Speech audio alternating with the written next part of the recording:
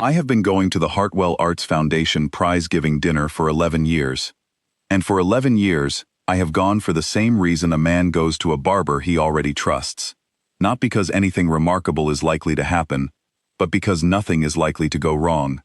Good lamb, a decent claret, a speech that runs 5 minutes over.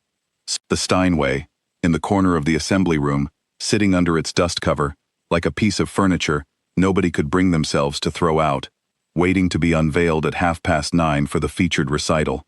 I know the rhythms. I set type for 44 years. I know how a page fits together before anyone reads a word of it. The evening I am thinking of was the third Thursday in November. The Aldermere Grand Hotel, first floor, the assembly room with the long windows over the street. 55 or 60 of us, I should think. Black tie. The chandelier throwing its usual yellow light over the same faces, the same conversations happening in the same corners of the room. I had arrived early, as I always do, and taken my usual place near the back wall where the light is a little lower, and you can watch the whole room without performing for it. The featured pianist that year was a Mr. Callum Drew, not yet 40, London-based, already reviewed in all the papers that matter. He arrived at 7:10 with his manager, a young woman with a clipboard, and behind them both, holding 2 cases and a coat, was an old man I had not seen before. He was perhaps 68 or 70, Japanese, very upright, white-gloved, in the way that professional drivers sometimes are when they think the occasion requires it. He set the cases down near the entrance, with the quiet efficiency of someone who has spent a long career being invisible in rooms like this. And then he stood at the edge of the reception area and looked at nothing in particular while the room coalesced around his employer. I noticed him the way I noticed the leading on a page, not because it draws the eye, because without it, the whole thing falls apart. Gerald Ashcroft came at 7:15, in good form, as he always is in good form. Gerald chairs the foundation, has done for 9 years, and he chairs it the way a certain kind of man chairs everything, with expansive warmth and the absolute assurance that the room is his to arrange. He kissed cheeks, he clapped shoulders. He refreshed his glass without waiting for the waiter, and refreshed other people's glasses without asking. By 8 o'clock he was orbiting the edge of the room and collecting goodwill like a man filling his pockets. He paused when he reached the corner by the Steinway. The dust cover was still on. Drew, a few feet away, was deep in conversation with one of the foundation trustees. Gerald looked at the piano, looked at the room, and appeared to decide that something was required of him. He turned. "Mr. I say, driver." The old man looked up from his position near the entrance, not startled, just attentive. "You're with young Drew, aren't you?" Gerald said, carrying his voice across the room, the way he carries all his remarks, half to the person, half to the audience. "Since we've got the instrument right there, and we've still got half an hour before dinner, give us something to start the evening, just a little warm-up. Nothing ambitious, whatever you know." He smiled as he said it. Several people nearby smiled too, not cruelly. It was the kind of smile that belongs to a moment that has been arranged without anyone arranging it. The charming eccentricity of a well-run evening, the chairman making good sport of whatever the room gives him.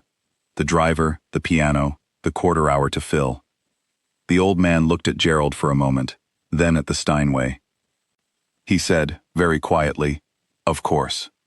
There was a small ripple of amusement from the people nearby. Someone murmured something appreciative about Gerald's instincts for an evening.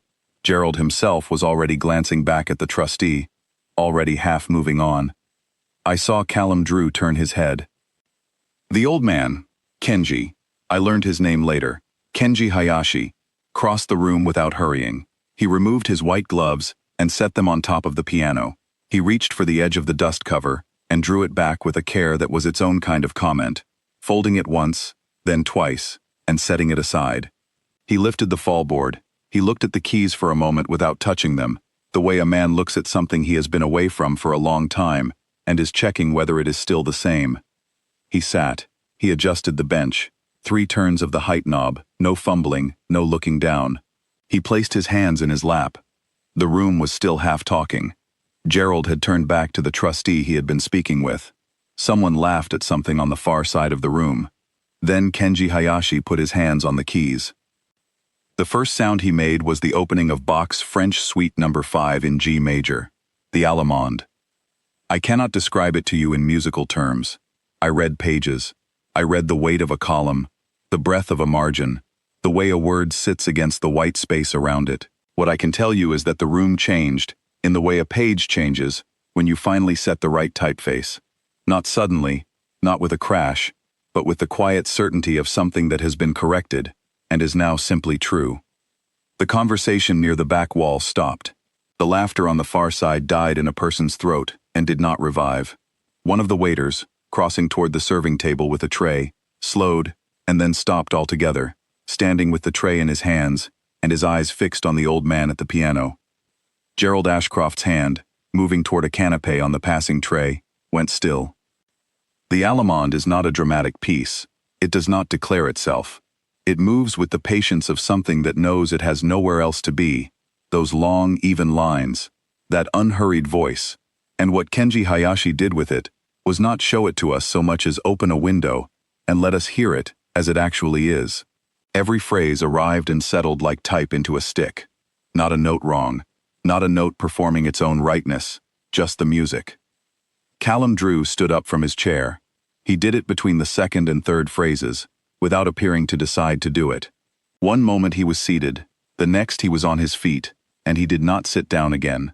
The courant followed, quicker, the lines overlapping and releasing, still entirely unhurried in the deep sense of the word, as if the tempo were not a speed, but a quality of attention. Several people near the serving table had put down their glasses without appearing to notice they had done it. Then the sarabande. Slower. The voice deepened to something the word stately does not reach, because stateliness is a performance, and this was not. It was a weight. The kind of weight that has been carried a long way without being set down, and you recognize it not by what it shows you but by what it does to the air in the room. I would not have called it grief, except that I knew it was. The way you know a certain amount of negative space in a column is carrying weight that the words cannot. The room was entirely still. Gerald Ashcroft's champagne sat on the ledge behind him, and I watched the bubbles in it slow and stop, and he did not reach for it again.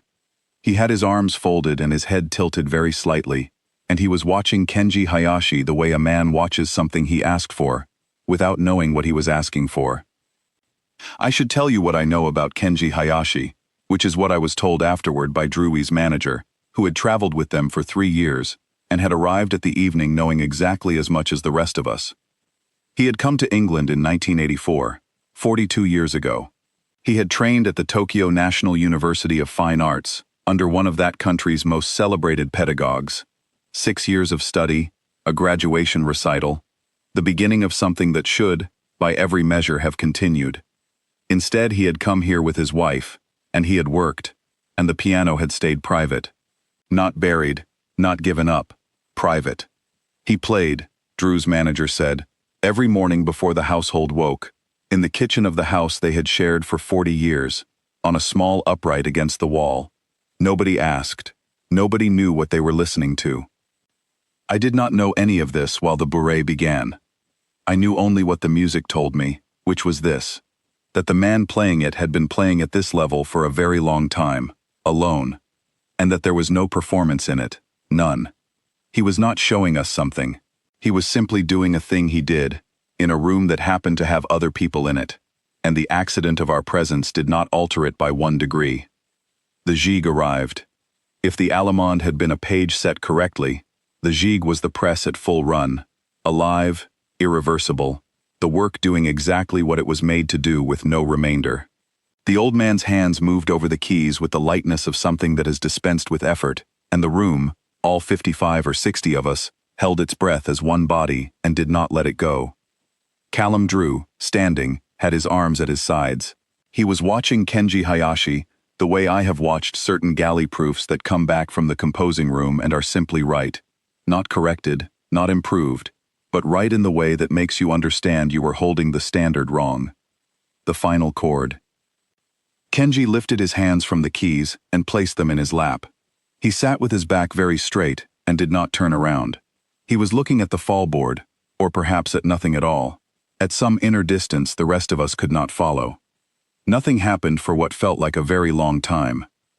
The waiter who had stopped with his tray during the allemande was still standing in the same place. He had not moved in perhaps 12 minutes. He seemed to realize this, and then he did not move anyway. Then Callum Drew began to applaud. Not from politeness. Not from obligation. He brought his hands together slowly, the way a man does when he is not performing an action, but undergoing one. And his face, I could see it from where I stood, had the look of someone who has just learned a fact about themselves that they will need some time to arrange. The rest of the room followed. Not the eruption of a standing ovation, not the unanimous enthusiasm of a crowd that knows what it should do. People stood because they stood, one after another, in the quiet way of people who have been changed and are not yet sure by how much. Gerald Ashcroft was the last. He had been standing against the wall since the saraband, and he remained there, his champagne forgotten on the ledge, his hands coming together late, and there was something in his face that I found more interesting than anything else in the room. The look of a man who has made a joke and discovered, too late, that the punchline was on him. Not badly, not meanly, simply, he had arranged something, and what he had arranged had turned out to be entirely beyond his power to arrange. He did not speak. Neither did Drew. Neither did anyone, for a while. I have spent my working life in the company of language, 44 years of it, set by hand and by machine, column by column, the whole apparatus of what people need to say, arranged into the space available.